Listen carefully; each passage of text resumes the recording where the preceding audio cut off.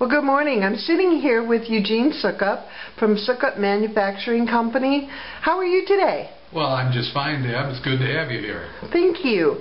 We're here to talk about the Simon Estes Young Performing Artist Residency and Concert Series. Now, you are the big sponsor for the program, and I can't begin to tell you how appreciative we are of that. Would you talk to me a little bit about why you chose to do that?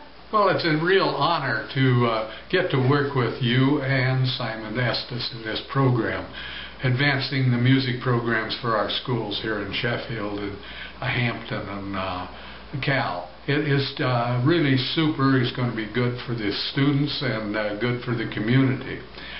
We are just fond of Simon Estes. We've known him for years, and his model of lifestyle, the way he has grown up in this, his whole stature for proclaiming his faith and how students should act and do are just role models for all students, and that's really the reason that we feel that he is such a great role model for the students of our district.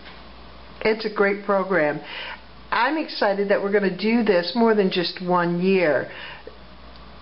Joyce Bloom said long after we're gone, hopefully we'll be doing this kind of program for our students. I think that's a good thing.